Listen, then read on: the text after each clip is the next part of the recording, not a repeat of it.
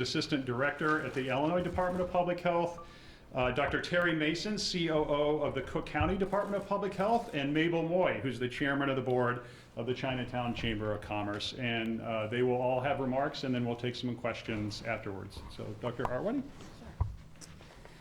Good morning, everyone. I'm Allison Arwady, the Commissioner of the Chicago Department of Public Health.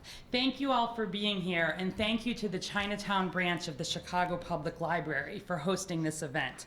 I'm up here today with a very small fraction of the more than 200 people who are working locally and regionally on the response to novel coronavirus. In January, we did 2 press events related to the new coronavirus to announce the first 2 confirmed cases in the Chicago area, in a woman who had returned from Wuhan, China, and then in her husband. At those events, we committed to immediately sharing with the public any additional confirmed cases, and I reassured the public that there was no local emergency. That remains absolutely true today.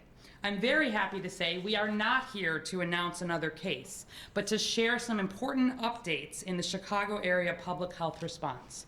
First and foremost, for people living in the Chicago area, across Illinois, and across the U.S., the risk to the general public from this new coronavirus remains low at this time. There remains no need for the general public to change their behavior in any way at this point. No need to wear masks in public, no need to cancel events, and certainly no need to avoid coming to Chinatown. During the recent Lunar New Year festivities here, I personally came, went shopping, had brunch, was happy to see every table full. Mayor Lightfoot marched in the Lunar New Year parade here, which there was no indication to cancel. We do this with no fear of contracting novel coronavirus here in Chicago, and I want you to understand why. I don't want to imply that we're not taking this new virus extremely seriously. We're watching the international situation with great concern. We're buckling in for a long response locally. We expect it probably will get worse internationally before it gets better. But at every level of government in the U.S., from the CDC to the state to our local health departments, our public health system is strong, prepared, and committed to transparency. If the level of risk to the general public changes, which it could further down the line, we will notify the public immediately. But right now, I want to help you understand why that risk remains low and why we're looking forward to eating lunch in Chinatown after this event. So number 1, we remain at just 2 confirmed cases in the Chicago area, the woman who returned from Wuhan, China in January and her husband. Today, I am thrilled to announce on behalf of all of the local health departments across the region that we have completed the period of monitoring for both of these cases, family and community contacts, without any sign of further transmission. This is a huge milestone in terms of controlling this virus locally and should help everyone in the region breathe a sigh of relief, just as we have here in public health. After a lot of testing and a lot of monitoring, no additional cases have been detected. We continue to monitor some healthcare workers who cared for these cases, and we continue to evaluate unrelated recent travelers to China, but we have no signs of community transmission here in Chicago at this time. And then number 2, across the country and locally, public health is doing a lot of work behind the scenes to screen and monitor individuals with recent travel to China, given the scale of the outbreak there. You may recall that O'Hare was one of the first airports in the country to begin screening any travelers for symptoms of COVID-19. I'm pleased to share that since screening began at O'Hare in January, 0 arriving travelers at O'Hare have been identified with fever or potential symptoms of coronavirus in screening at the airport. And if and when any are identified in the future, we have a robust plan in place to transport them safely to a hospital for further evaluation in a way that does not put the public at risk. Our local response is in line with the national response. Nationally, every returning traveler who was in China in the preceding 14 days has been rerouted to arrive at one of 11 airports across the U.S. Every one of these arriving travelers is being individually screened for symptoms possibly related to COVID-19, including checking temperatures. Here at O'Hare, Chicago Department of Public Health staff are also on site to ensure that any travelers who require quarantine or isolation have immediate and appropriate arrangements that protect the public's health and their privacy. This is building on an existing response infrastructure and is similar to what we did during the Ebola outbreak a few years ago. Individual contact information for these asymptomatic returning travelers is being collected at the federal level and transmitted to state and local health departments so we can monitor individual travelers' health, also similar to the process used during the Ebola outbreak. So as the Chicago Department of Public Health, for example, receives this information, we reach out to travelers individually to provide guidance and, most importantly, ensure that they are checking for fevers and symptoms for 14 days after leaving China.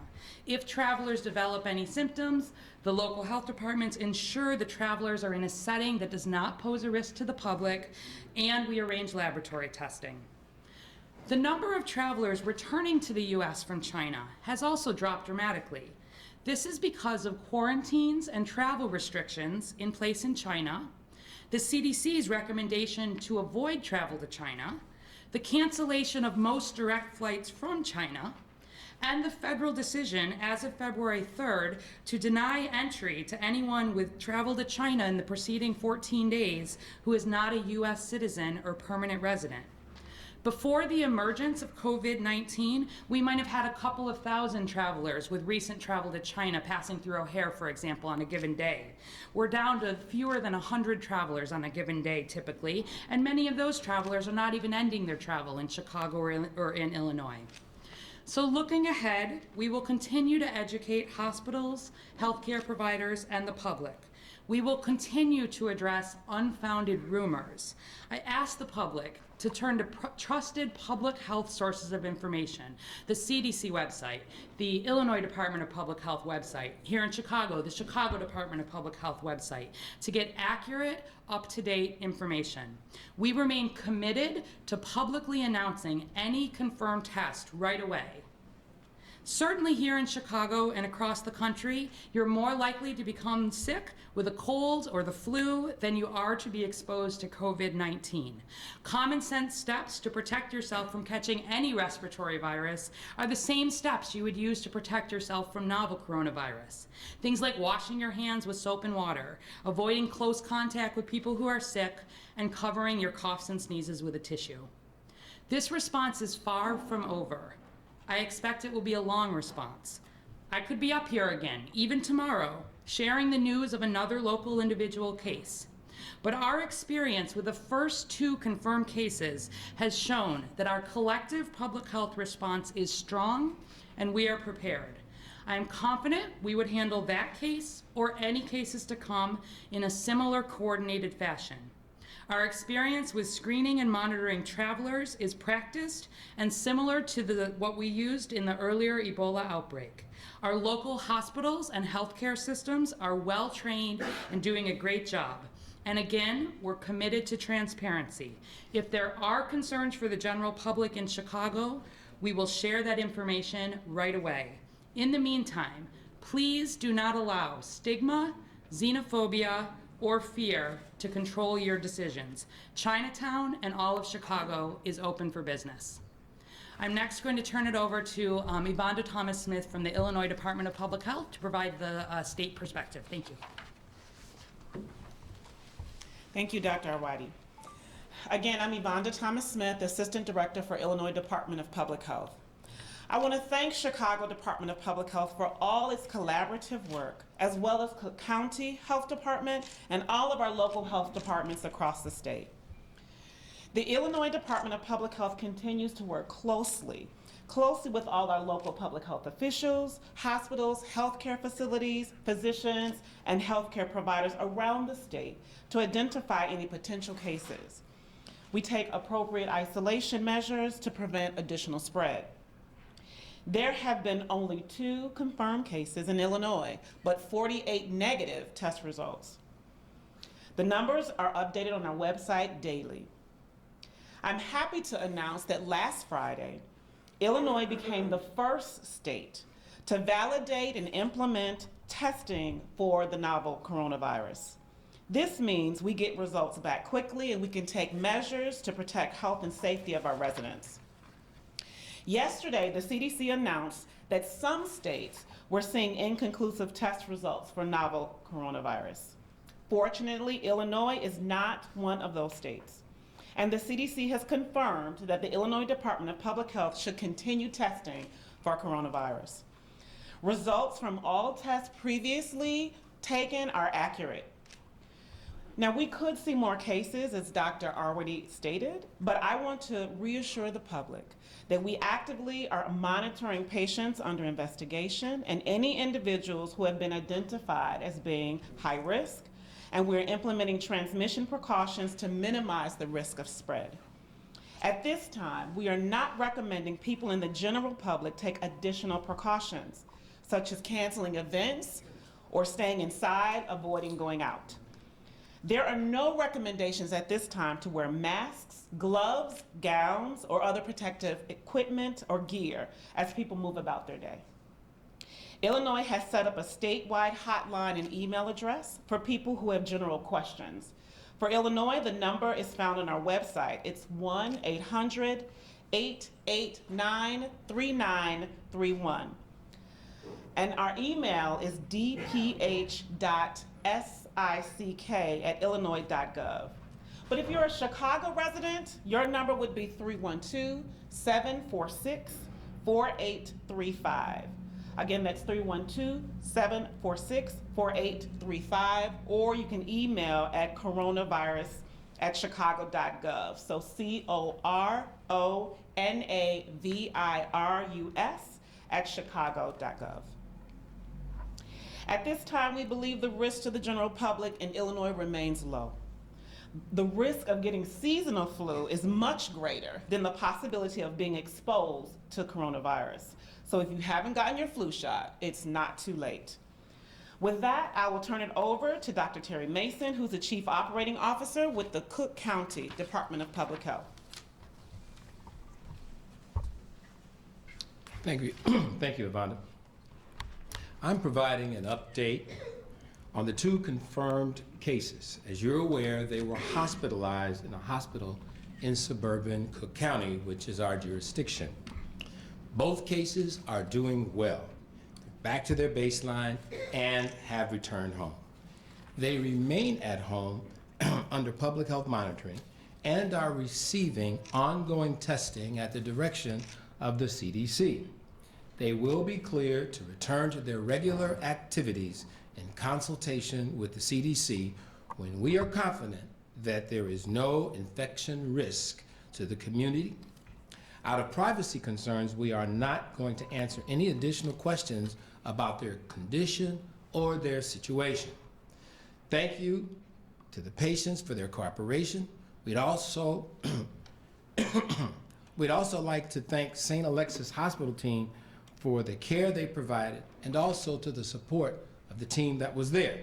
I'd also like to thank my team at the Cook County Department of Public Health, Dr. Rachael Rubin, who's here today, who monitored the majority of the contacts, including these 2 cases, and also those who developed symptoms and have since been ruled out.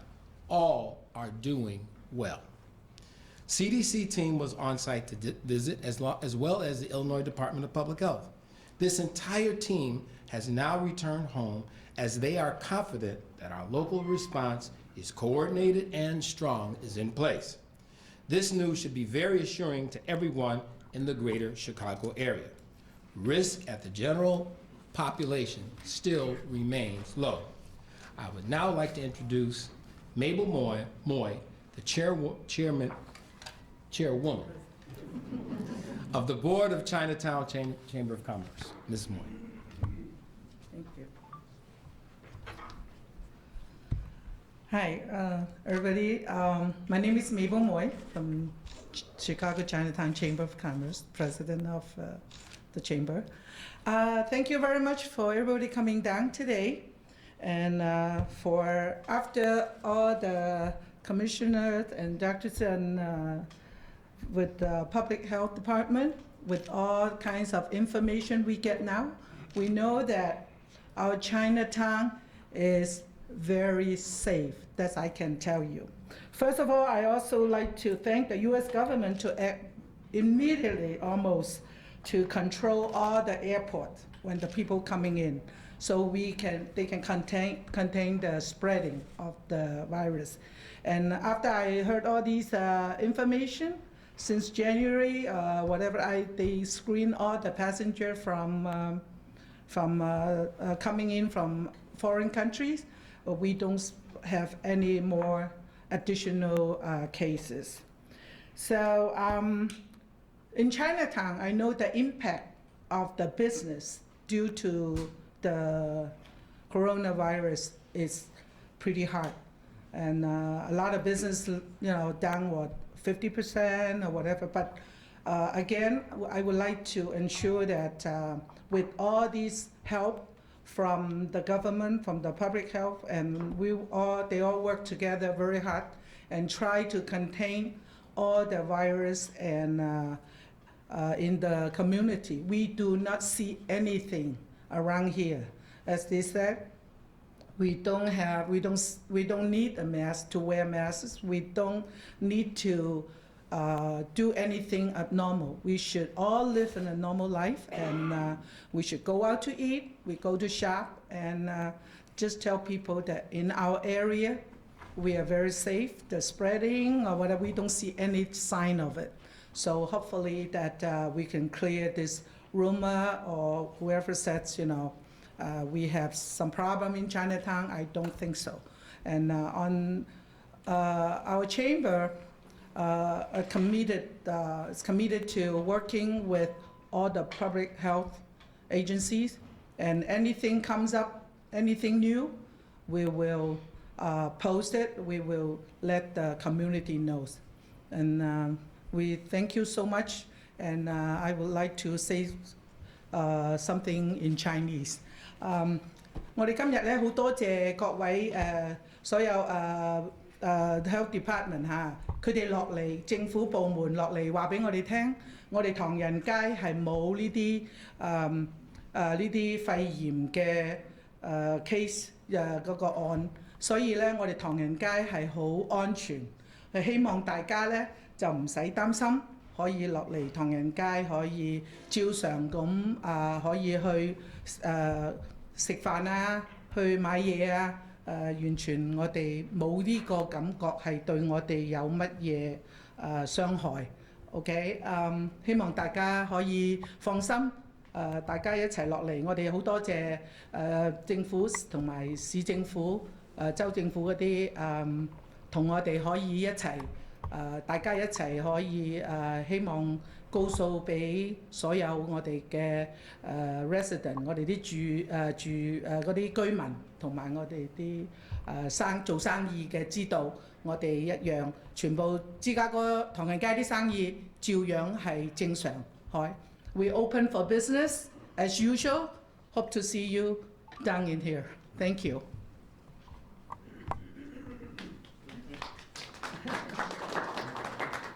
Any questions? How many people connected to this couple were being monitored, and are they now free to move about normally?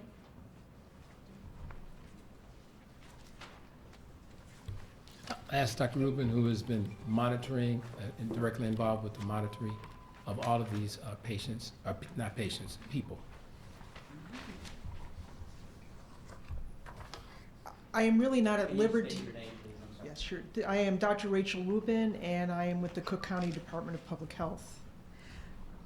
To respond to that question, we have to very clearly protect the privacy of these individuals. I can say that they are doing extremely well. They don't have any symptoms, but they are still under active monitoring by our department to make sure that they are well and safe, and that the community is also well and safe. But I cannot really comment about what's being allowed in terms of their current movements, but just be reassured that nobody is at risk from getting the infection from these individuals or anybody else in that community. And, sorry. Can I just add maybe another piece of context to that? Thank you, Dr. Rubin. In addition to the monitoring that continues of the 2 confirmed individuals, what I had announced earlier was that the period of monitoring for the community contacts and the family members of those individuals has ended, and those individuals are free to move about the community without any limitation. We are continuing through Cook County. There's some monitoring happening still of healthcare workers who cared for these patients. Always we're thinking about the last possible exposure, whether that's travel to China, whether that's local exposure to one of our confirmed cases, and ensuring that we're monitoring for at least 14 days after that last exposure. If anybody develops symptoms during that time, we do testing. That's some of where that negative testing is coming from. And once people are cleared, they are free to return to their regular activities once we're confident that there is no risk to the general public.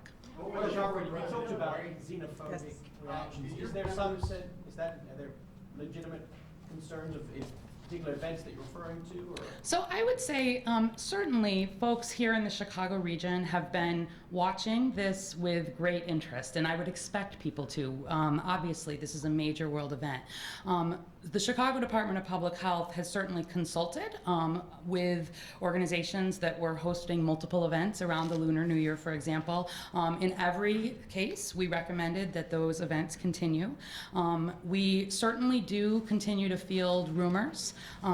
We sometimes hear about people reaching out with concerns that someone who may be of Asian descent, for example, and wearing a mask, that they are concerned that that person has novel coronavirus. There is no indication for that, and we spend a lot of time just helping reassure people that when we release public health information, that is the information that they should be following. So I have said many times to folks on the phone that they should not be letting fear and misinformation guide their decisions, and that is our strong message here today as well. President White, did your members immediately see business drop in January, or is this sort of crept up over time? As soon as in January they started, the television keep, starting to say that the CDC or the government, the U.S. government try to control the airports and try to contain all the airport that not with all the foreigner, the people come from China,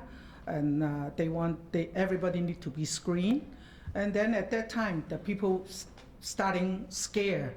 That's why all the impact of the community. People scared that, I don't know, especially with the case, the second case in Illinois, they thought somebody said it's from Chinatown. That's why it scared people. Then end up, they isolated the patient immediately, and the lady was not in Chinatown, but still, once that started, then people had the scare of the case. Do you believe seeing people in Chinatown with masks on has scared people away?